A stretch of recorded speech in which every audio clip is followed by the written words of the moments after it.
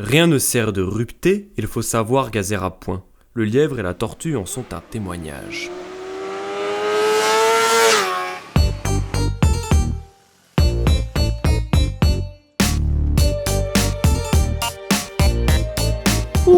Salut mon petit Rémi, qu'est-ce que tu fais là? Salut mon fif.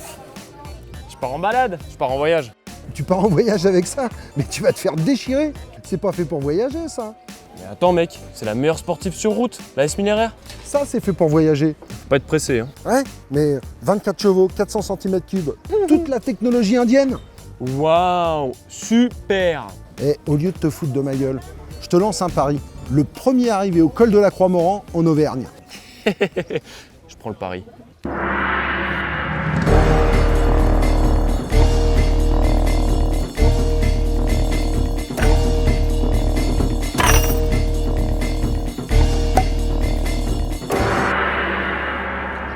Ok. Je vous présente le lièvre. Notre ami mène fièrement la vitesse à son firmament. Mais d'après La Fontaine, être rapide ne suffit pas. Au détail près qu'en 1668, la S1000RR n'existait pas. Ah, voici notre tortue, souriante, un peu dodue. Eh oh, personne n'est gros ici, hein. Ne vous fiez pas à son air détendu. Elle mise tout sur l'expérience, peu importe qu'elle ait 24 petits poneys contre 200 décérébrés. Mais avant l'aventure, il faut charger les montures.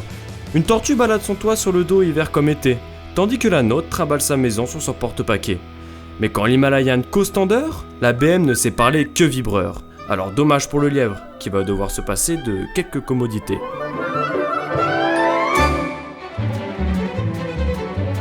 Voilà nos amis partis. La Royal Enfield préfère aller par Mons et par Vaux grâce à ses 3,5 petits litres de conso. Elle est vendue à un prix mini. Logique, il s'agit d'une fausse anglaise à l'accent de Gandhi. Car oui, elle vient d'Inde et n'a de saxon que l'intonation de sa dénomination. Mais avec elle on est bien installé. Articulation dépliée et tête protégée. Alors la tortue peut prendre son temps, sûre d'arriver confortablement. Pendant ce temps, le lièvre opte pour l'autoroute, bien que sa position une fois sur la moto lui faisait mettre quelques doutes. Heureusement, sa S1000RR est accueillante. Elle dispose même d'un régulateur et de poignées chauffantes. Tout ça faisant d'elle la sportive la plus polyvalente. Sauf qu'à rouler à vitesse régulée, on finit toujours par somnoler.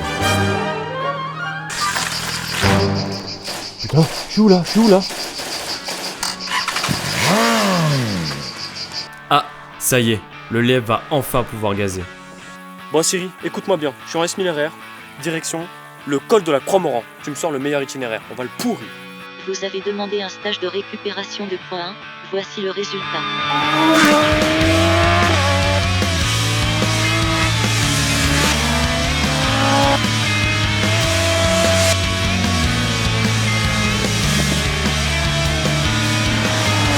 Le moteur de sa BMW est incroyable, sa plage de régime insondable. C'est une balle, vite à l'étroit sur départemental. La poignée de gaz sert de gâchette de tir, une ligne droite en ligne de mire, et dans une détonation d'arme à feu, le moteur explose et vous arrache les cheveux. Il a tellement d'allonge qu'on ne passe jamais la 2. Avec une vitesse de pointe à plus de 300 km/h, le lièvre va peut-être pouvoir arriver à l'heure. Si la montre de la tortue est bien réglée, ce n'est pas sur sa VMAX qu'elle va pouvoir compter. 125 km/h, il va lui falloir cravacher ce moteur.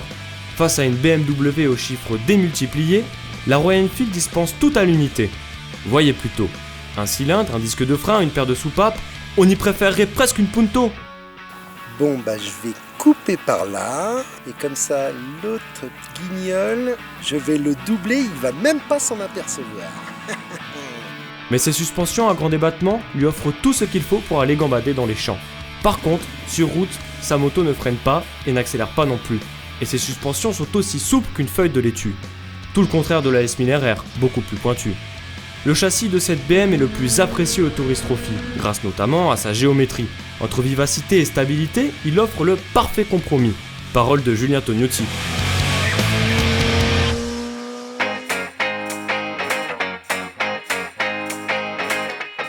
C'est bien de rouler fort, mais c'est préférable de le faire en confort. Car bien avant la mécanique, lorsque l'on voyage la première limite, c'est généralement notre physique. Une sportive n'a rien à faire sur la route, lança la tortue soucieuse de sa croupe. Le lièvre s'en souviendra, ça ne fait aucun doute. Pour semer son adversaire machiavélique, le lièvre dispose d'une électronique digne d'un chasseur supersonique. Même si à l'attaque, sa consommation aussi relève de l'aéronautique. Mais lui s'en fiche, tant qu'il sort des courbes comme un avion, en dessinant des traces sur le bitume mais jamais dans le caleçon.